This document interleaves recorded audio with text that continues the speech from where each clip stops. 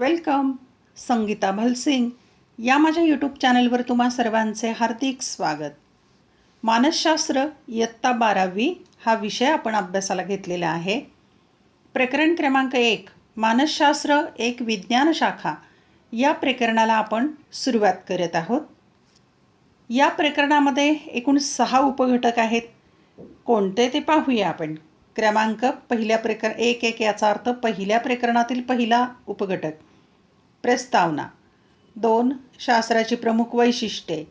3 मानसशास्त्राचा शास्त्र म्हणून इतिहास. 4 मानसशास्त्राच्या अभ्यास पद्धती. आणि चौथ्या उपघटकामध्ये आणखी 5 उपघटक आहेत. त्यातला पहिला प्रायोगिक पद्धत, 2 सर्वेक्षण पद्धत, 3 निरीक्षण पद्धत, 4 वृत्तेतिहास पद्धत, 5 सहसंबंध पद्धत. आणि आता या प्रकरणातला 5वा मुद्दा मानसशास्त्राची शास्त्र म्हणून उभारणी करताना येणारी आव्हाने. 6वा मुद्दा तर्कसंगतीचे महत्त्व. या 6 उपघटकांच्यापैकी आज आपण अभ्यासाला घेणार आहोत प्रस्तावना आणि शास्त्राची प्रमुख वैशिष्ट्ये. हे 2 उपघटक आहेत. आपण या व्हिडिओ लेक्चरमध्ये अभ्यासणार आहोत. चला तर पाहूया. या प्रकरणाच्या अध्ययनाची उद्दिष्टे. काय अभ्यासायचे, काय उद्दिष्टे आहेत या प्रकरणाच्या अभ्यासानंतर निर्माण होतील ती. 1 विज्ञानाची प्रमुख वैशिष्ट्ये समजून घेणे आणि ती स्पष्ट करणे. म्हणजे विज्ञानाचे काय विशेष आहेत ते समजून घ्यायचं आहे. 2 विज्ञान म्हणून मानसशास्त्राचा इतिहास समजून घेणे आणि स्पष्ट करणे. मानसशास्त्र हे विज्ञान आहे, सायन्स आहे, हे समजून घ्यायचं आहे. त्याच्या मागचा इतिहास काय आहे तो पण स्पष्ट करायचा आहे. 3 मानसशास्त्रातील विविध संशोधन पद्धतींची माहिती व त्यांची वैशिष्ट्ये जाणून घेणे व भविष्यात संबंधित ज्ञानाचा वापर करणे. मानसशास्त्रामध्ये जे काही संशोधन होतं त्या पद्धती कोणत्या आहेत, टाईप्स, त्या पद्धती माहिती करून घ्यायच्या, त्याची वैशिष्ट्य जाणून घ्यायची आणि भविष्यात त्या ज्ञानाचा उपयोग करायचा आहे संबंधित विषयात. 4 मानसशास्त्र एक विज्ञान म्हणून प्रस्थापित करण्यात येणारी आव्हाने समजून घेणे आणि त्यांचे स्पष्टीकरण देणे. की मानसशास्त्र हे एक विज्ञान आहे हे सिद्ध करण्यात खूप समस्या आहेत, अडचणी आहेत, त्याला आव्हाने म्हटले म्हणजे चॅलेंजेस आहेत. ती समजून घ्यायची आणि त्याचं स्पष्टीकरण द्यायचं. 5 तर्कसंगती ही संकल्पना. तर्कसंगत विचार करणं किंवा व्यक्तिमत्व. नंतर तर्कसंगत व्यक्तीची वैशिष्ट्ये समजून घेणे व संबंधित ज्ञानाचा दैनंदिन जीवनात वापर करणं. म्हणजे तर्कसंगत व्यक्ती समजून घ्यायची आहे, त्याची वैशिष्ट्ये समजून घ्यायची आणि त्या ज्ञानाचा आपल्याला दैनंदिन जीवनामध्ये उपयोग करायचा आहे. ही या प्रकरणाची उद्दिष्ट आहेत, म्हणजे या प्रकरणाच्या अभ्यासाची उद्दिष्टे. आता तुम्हाला कृती करायला दिलेल्या आहेत. कृती काय आहेत? कृती क्रमांक 1 पाहूया. पुढील विधान वाचा व ती मानसशास्त्राविषयीची तथ्य आहेत की दंतकथा व गैरसमज आहेत याबाबत विचार करा व चर्चा करा. आता ह्या मुद्द्यांच्यावर चर्चा करायची आहे की विधान वाचायचं आणि ती मानसशास्त्राविषयी तथ्य म्हणजे सत्य आहे का, दंतकथा म्हणजे खोटी आहे का, किंवा ते गैरसमज आहेत का, याचा विचार आणि चर्चा करायची. क्रमांक 1 मानसशास्त्र हे खऱ्या अर्थाने शास्त्र नसून केवळ सामान्य व्यवहारज्ञान आहे. यावर तुम्ही चर्चा करायची. 2 मानसशास्त्र हे केवळ एक छद्म विज्ञान, त्याला मराठीत थोतांड असाही अर्थ आहे दुसरा. मग थोतांड म्हणजे खोटारड्या गोष्टी आहेत असं म्हटलं जातं. 3 मानसशास्त्रज्ञ हे केवळ मनकवडे असतात किंवा चेहरा वाचणारे असतात. मनकवडे म्हणजे दुसऱ्याच्या मनातलं ओळखणारे, न सांगता ओळखणारे.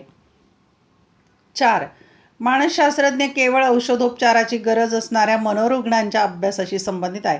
मानसशास्त्र म्हटलं की मनोरुग्ण किंवा वेड्या लोकांच्या अभ्यासाशी संबंधित आहे असं समाजातलं जो गैरसमज आहे त्याबद्दल चर्चा करायची. 5 मानसशास्त्रज्ञ, मनोचिकित्सक आणि समुपदेशक यांची व्यावसायिक पात्रता आणि कामकाज जवळपास सारख्याच स्वरूपाचे असते. म्हणजे मानसशास्त्रज्ञ वेगळे, चिकित्सक वेगळे आणि समुपदेशक वेगळे असतात. त्यांची व्यावसायिक पात्रता, कामकाज जवळपास सारख्या स्वरूपाचं आहे याबद्दल चर्चा करायची. 6 मानसशास्त्राची पदवी घेतलेल्या कोणत्याही व्यक्तीला गरजू व्यक्तीस समुपदेशन करता येते. म्हणजे ज्याने मानसशास्त्रामध्ये पदवी घेतलेली आहे तो इतर गरजू व्यक्तीला समुपदेशन करू शकतो, मार्गदर्शन करू शकतो. यावर तुम्ही चर्चा करायची. या कृती दिलेल्या आहेत तुम्हाला. चला तर पाहूया. प्रकरण क्रमांक पहिल्यातला पहिला उपघटक आहे प्रस्तावना. आपण विज्ञान युगात राहतो. आजचा काळ विज्ञानाचं आहे. विज्ञान युगामध्ये राहतो. आपल्या जीवनातील जवळपास सर्वच क्षेत्रात विज्ञानाचा प्रभाव आढळतो. सर्व क्षेत्र विज्ञानाने व्यापलेलं आहे मानवाचं जीवन. मनुष्य जातीच्या जगण्याच्या अंतःप्रेरणेमुळे होमोसेपियन्स या त्याच्या अवस्थेपासून मानवाने सभोवतालच्या जगातील घडामोडींचा वेध घेण्यास सुरुवात केली. पहा, होमोसेपियन हे पूर्व मानव, माकडापासून जो उत्क्रांत झाला त्यातला हा प्रकार होमोसेपियन्स. तुम्ही इतिहासामध्ये समाजशास्त्रात ते अभ्यासलेलं असू शकतं की असा उत्क्रांत होत गेलेला आहे माणूस, आणि आपल्या अवतीभोवती कोणत्या घटना घडतात त्याचा वेध घ्यायला, अभ्यासाला सुरुवात केली व त्यातूनच कालांतराने विविध प्रकारची शास्त्रे विकसित झाली. जसा माणूस उत्क्रांत होत गेला, आसपास निरीक्षण करू लागला, माहिती घेऊ लागला, पाहू लागला, घडामोडी घडत आहेत, बदल होत आहे, त्याचा विचार करू लागला, आणि त्यातून वेगवेगळ्या प्रकारची शास्त्र विकसित झालेली आहेत. आज शास्त्रांचे प्रामुख्याने नैसर्गिक शास्त्रे दोन प्रकार पडतात. पहा, एक नैसर्गिक शास्त्रे, त्यामध्ये भौतिकशास्त्र, रसायनशास्त्र, भूशास्त्र. जैविक शास्त्रे, त्यामध्ये प्राणीशास्त्र, वनस्पतीशास्त्र, शरीरशास्त्र. व सामाजिक शास्त्रे, मानसशास्त्र, समाजशास्त्र, अर्थशास्त्र, या 3 प्रकारात वर्गीकरण केले जाते. आता लक्षात घ्यायचं की शास्त्राचे किती प्रकार आहेत? 3. त्यातला पहिला प्रकार आहे नैसर्गिक, दुसरा प्रकार आहे जैविक, आणि तिसरा प्रकार आहे सामाजिक. मग त्यात कोणकोणत्या शास्त्रांचा समावेश होतो? आता नैसर्गिकमध्ये कोणते आहेत? तर भौतिकशास्त्र, रसायनशास्त्र, भूशास्त्र यांचा पहा प्रयोगशाळेमध्ये या विषयांचा अभ्यास करता येतो, आणि हे निर्जीव आहेत. नैसर्गिक शास्त्र आलं लक्षात, हे कसे आहेत? निर्जीव वस्तू आहेत, त्यांचा अभ्यास केला जातो. जैविक शास्त्रेमध्ये प्राणीशास्त्र, वनस्पतीशास्त्र, शरीरशास्त्र हे सजीव आहेत. हे दुसरा जैविक शास्त्रामध्ये यांचा अभ्यास की प्रयोगशाळेत मानवाचं शरीर घेऊन त्याचा अभ्यास करणं, वनस्पतींचाही प्राण्यांचाही हे पण शक्य आहे ते. आता तिसरा जो प्रकार आहे तो सामाजिक शास्त्राचा. त्याच्यामध्ये कोणते येतात? मानसशास्त्र, माणसाच्या मनाशी संबंधित आहे. समाजशास्त्र, सामाजिक वर्तणुकीशी संबंधित आहे. अर्थशास्त्र, आर्थिक वर्तनाशी संबंधित आहे, म्हणजे मानवाच्या वर्तनाशी संबंधित आहेत, म्हणून त्याला सामाजिक म्हटलं. यांचा अभ्यास काही प्रयोगशाळेत करता येत नाही या विषयांचा, म्हणून त्याला सामाजिक शास्त्र म्हटलं आहे. तर हे 3 प्रकार लक्षात ठेवा. नैसर्गिक, पुन्हा एकदा पाहूया आपण. 3 प्रकार आहेत शास्त्राचे: नैसर्गिक, जैविक आणि सामाजिक. हे 3 प्रकार लक्षात ठेवा, आणि त्यामध्ये कोणते विषय येतात ते पण उदाहरणं लक्षात ठेवा. 3 याच्यामधली हे महत्त्वाचा टॉपिक. पुढे, काही लोकांना मानसशास्त्र हे खऱ्या अर्थाने शास्त्र आहे किंवा नाही असा प्रश्न पडतो. म्हणजे मानसशास्त्र हे शास्त्र आहे की नाही हाच लोकांना प्रश्न आहे. या प्रश्नाचे उत्तर देण्यासाठी आपल्याला प्रथम विज्ञान म्हणजे काय आणि मानसशास्त्र म्हणजे काय या 2 प्रश्नांची उत्तरे माहीत असणे आवश्यक आहे. आता आपण मानसशास्त्राचे विद्यार्थी असल्यामुळे सामान्य लोकांच्यासारखा प्रश्न आपल्याला आहे, पण तो आपण विचार करू आता की विज्ञान म्हणजे काय हे समजून घेऊ, नंतर मानसशास्त्र म्हणजे काय हे समजून घेऊ, मग आपल्याला उत्तर कळेल की मानसशास्त्र शास्त्र आहे किंवा नाही. प्रस्तुत प्रकरणात या 2 जटिल प्रश्नांची उत्तरे देण्याच्या अनुषंगाने शास्त्राची प्रमुख वैशिष्ट्ये, मानसशास्त्राचा शास्त्र म्हणून इतिहास, मानसशास्त्राच्या अभ्यास पद्धती, मानसशास्त्राची शास्त्र म्हणून उभारणी करताना येणारी आव्हाने आणि तर्कसंगतीचे महत्त्व या पैलूंवर प्रकाश टाकण्यात आला आहे. मग आता आपल्याला प्रश्नांची उत्तरं काय मिळवायची की मानसशास्त्र शास्त्र आहे का, किंवा शास्त्र म्हणजे काय हेच जर समजून घ्यायचं. आणि ते प्रश्न कसे आहेत? जटिल, म्हणजे खूप कठीण आहेत ते प्रश्न. मग हे जर समजून घ्यायचं असेल तर आपल्याला या प्रकरणात काय काय अभ्यासायचं आहे? शास्त्राची वैशिष्ट्ये, शास्त्र म्हणून इतिहास, अभ्यास पद्धती, आव्हाने, तर्कसंगतीचे महत्त्व हे टॉपिक अभ्यासले की आपल्याला दोन्ही प्रश्नांची उत्तरं लगेच कळतील. चला तर पाहूया आपण आता प्रस्तावनेनंतर पहिल्या प्रकरणातला दुसरा उपघटक, शास्त्राची प्रमुख वैशिष्ट्ये. आता आपण शास्त्र म्हणजे सायन्स म्हणजे काय ते वैशिष्ट्य पाहूया. सायन्स, त्याला शास्त्र म्हणायचं. सायन्स या इंग्रजी शब्दाची सायन्शिया, इथे कंसात पण शब्द दिला आहे, सायन्शिया या लॅटिन शब्दापासून उत्पत्ती झाली. उत्पत्ती याचा अर्थ निर्मिती, की हा शब्द कुठून आला, सायन्स हा शब्द कुठून आला. तर सायन्शिया हा लॅटिन शब्द आहे, लॅटिन भाषेतला, त्याच्यापासून सायन्स शब्द तयार झाला. सायन्शिया या शब्दाचा अर्थ काय आहे तर ज्ञान असा होतो. सायन्शिया म्हणजे काय? ज्ञान. ज्ञान संपादन करणे व ज्ञानाचे उपयोजन करणे. ज्ञान संपादन करणं म्हणजे ज्ञान मिळवणं आणि उपयोजन करणं म्हणजे त्याचा प्रत्यक्ष व्यवहारात उपयोग करणं. आणि नैसर्गिक व सामाजिक विश्वाला तथ्याधारित पद्धतशीर कार्यप्रणालीच्या आधारे समजून घेणे म्हणजे शास्त्र होय. आणि नैसर्गिक विश्व किंवा सामाजिक विश्व तथ्य सत्यावर आधारित पद्धतशीर अशी कार्यप्रणाली त्याच्या आधारे समजून घ्यायचं, त्याला शास्त्र म्हणायचं. ज्ञानाचं संपादन करायचं, उपयोजन करायचं आणि तथ्यावर आधारित कार्यप्रणाली समजून घ्यायची, त्याला शास्त्र म्हणतात. आता पाहूया आपण महत्त्वाचा परीक्षेला येणारा प्रश्न. शास्त्राची प्रमुख वैशिष्ट्ये पुढीलप्रमाणे आहेत. पहिलं वैशिष्ट्य सप्रमाण पुरावा. शास्त्रात सप्रमाण पुराव्यांच्या आधारे माहितीचा अभ्यास करून तिचा अर्थ लावला जातो. म्हणजे प्रत्यक्ष पुरावा पाहिजे, काही सिद्धांताचा वगैरे असेल तर त्याला शास्त्र म्हणतात. माहितीचा अभ्यास करायचा आणि मग त्याचा अर्थ लावला जातो काही पुराव्यांच्या आधारे. प्रत्यक्ष निरीक्षणाद्वारे किंवा प्रयोगाद्वारे आलेल्या अनुभवातून केलेले माहितीचे संकलन. म्हणजे निरीक्षण करायचं किंवा प्रयोग करायचे आणि आलेल्या अनुभवातून माहितीचे संकलन म्हणजे जमा करायचे म्हणजे सप्रमाण पुरावा. सप्रमाण पुरावा म्हणजे काय, तर निरीक्षण किंवा प्रयोगातून जो अनुभव येतो तो मांडणं, ती माहिती जमा करणं, त्याला सप्रमाण पुरावा म्हणतात. शास्त्रोक्त ज्ञान सप्रमाण पुराव्यांवर आधारित असते. मग शास्त्रीय किंवा शास्त्रोक्त ज्ञान आहे ते पुराव्यावर आधारित असतं, असे लिखित पुरावे असतात. दुसरा कोणताही संशोधक संशोधनाची पुनरावृत्ती करून शास्त्रोक्त ज्ञानाच्या सत्यतेची भविष्यात पडताळणी करू शकतो. म्हणजे एखाद्याने एक प्रयोग केलेला आहे, त्याचे जे निष्कर्ष मांडलेले आहेत ते निष्कर्ष दुसऱ्याने प्रयोग करूनही तेच येतील. म्हणजे सत्यता पडताळता येते, भविष्यामध्ये पडताळणी करू शकतो. एका संशोधनाची पुनरावृत्ती दुसरा संशोधक करू शकतो, त्याला शास्त्रोक्त ज्ञान असं म्हणतात. नंबर 2 वस्तुनिष्ठता. शास्त्र एखाद्या घटकाचा वस्तुनिष्ठ पद्धतीने अभ्यास करते. तथ्यांकडे स्वतःच्या अपेक्षांप्रमाणे न पाहता तटस्थपणे पाहून त्यांचा स्वीकार करता येणे म्हणजे वस्तुनिष्ठता. वस्तुनिष्ठता याचा अर्थ काय, ते एखादे तथ्य किंवा एखादी बाब आहे, सत्य आहे, त्याच्याकडे आपल्या पद्धतीने नाही पाहायचं, तर तटस्थपणे पाहायचं तिराहितपणे आणि मग त्याचा स्वीकार करायचा, ते पारखून घ्यायचं, त्याला वस्तुनिष्ठता असं म्हणतात. पक्षपातीपणा म्हणजे भेदभाव. पूर्वग्रह, विश्वास, इच्छा, मूल्य, पसंती इत्यादी बाबी बाजूला ठेवून एखाद्या घटकाचे वास्तववादी दृष्टीने संशोधन करणे म्हणजे वस्तुनिष्ठता. या बाबी येऊ द्यायच्या नाही मनामध्ये. पूर्वग्रह, विश्वास, इच्छा, मूल्य, पसंती, पक्षपातीपणा हे न करता तटस्थपणे त्या वास्तववादी दृष्टीने संशोधन करायचं म्हणजे वस्तुनिष्ठता होय. तिसरं वैशिष्ट्य पाहूया आपण, शास्त्रोक्त कार्यकारण भाव. परिवर्तकामधील कार्यकारणभाव शोधणे हा शास्त्राचा हेतू असतो. की का परिवर्तन झाले, कार्यकारण शोधायचं आहे, बदल झाला आहे, मग संशोधन जे करताना त्यातलं कार्यकारणभाव शोधला जातो.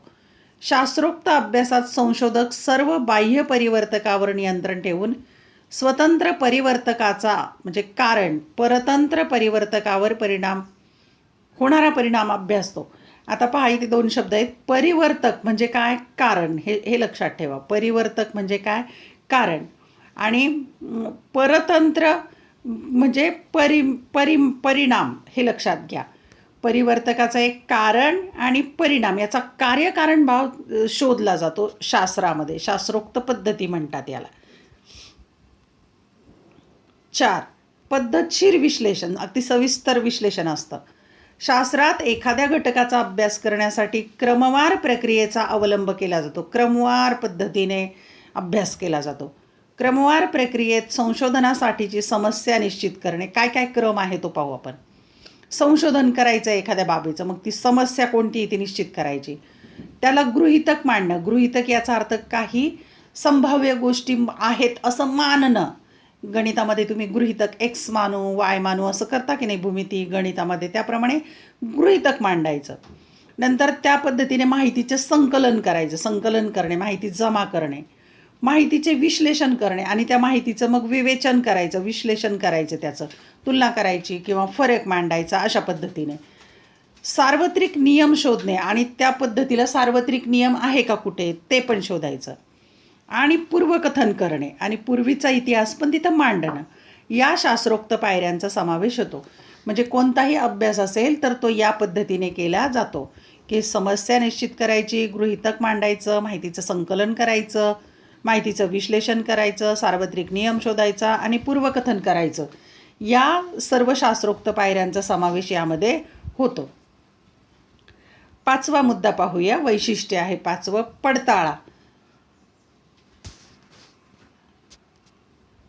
दिलेल्या परिस्थितीत शास्त्रीय माहितीची कोणत्याही काळात व कोणत्याही ठिकाणी प्रचिती घेता येणे म्हणजे पडताळा होय. गणितामध्ये जसा ताळा करतात की नाही, गणितात उत्तर बरोबर आहे की नाही ते पाहण्यासाठी, त्याप्रमाणे इथे पण पडताळा घेता येतो. दिलेली शास्त्रीय माहितीची कोणताही काळ असो आणि कोणतंही ठिकाण असो याची प्रचिती घेता आली पाहिजे, म्हणजे निष्कर्ष काढता आले पाहिजे, त्याला पडताळा म्हणतात. पडताळ्यामुळे शास्त्रोक्त माहितीच्या विश्वसनीयतेची खात्री पटते व त्याद्वारे शास्त्रोक्त सिद्धांत मांडणे शक्य होते.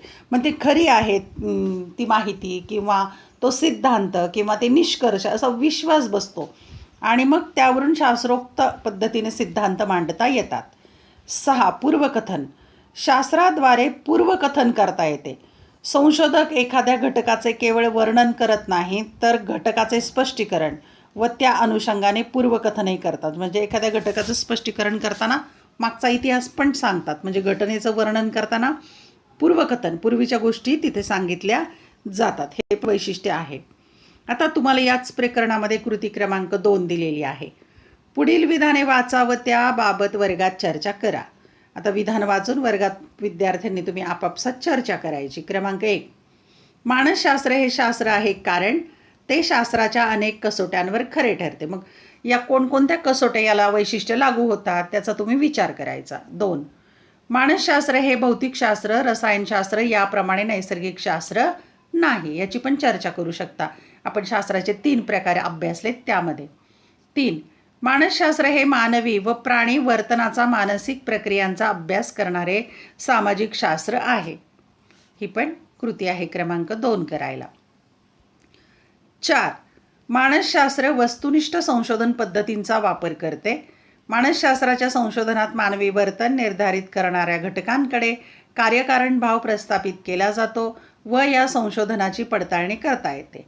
5. मानसशास्त्रीय सिद्धांतात सप्रमाण पुरावे असल्यामुळे मानसशास्त्र हे छद्म विज्ञान आणि सामान्य व्यवहार ज्ञान यापासून वेगळे करता येते. या सर्व 5 कृतींवर तुम्ही चर्चा करायची आहे. 6वी पण कृती आहे इथे. मानसशास्त्राचा अभ्यास विषय गुंतागुंतीचा आहे कारण मानवी वर्तनाचे स्वरूप गतिमान असते आणि मानसिक प्रक्रियांचे स्वरूप अमूर्त म्हणजे न दिसणारे. माणसाच्या मनात काय चाललंय हे काही दिसत नाही, अमूर्त. त्यामुळेच भौतिकशास्त्र आणि रसायनशास्त्र या शास्त्रातील सिद्धांताप्रमाणे मानसशास्त्रातील सिद्धांत सार्वत्रिक स्वरूपाचे व तंतोतंत अचूक असू शकत नाही. प्रत्येक व्यक्ती वेगळा आहे, प्रत्येकाच्या मनाचं शास्त्र वेगळं आहे, त्यामुळे ते अचूक असू शकत नाही, तंतोतंत आणि सार्वत्रिक लागू होत नाही. यावर तुम्ही चर्चा करायची आहे. धन्यवाद. व्हिडिओ लेक्चर आवडल्यास चॅनल सबस्क्राईब करून बेल आयकॉन प्रेस करायला अजिबात विसरू नका. म्हणजे मी इकडे व्हिडिओ पोस्ट केला की ते लगेच तुम्हाला आपोआप नोटिफिकेशन येईल. वेगवेगळ्या विषयांचे 11वी 12वीच्या विद्यार्थ्यांना व्हिडिओ लेक्चर पाहायचे असतील तर या चॅनलच्या प्लेलिस्टवर जा. तुमच्या विषयानुसार, प्रकरणानुसार व्हिडिओ लेक्चर पहा. आवडल्यास लाईक, कमेंट, शेअर करायला विसरू नका. अभ्यासासाठी शुभेच्छा.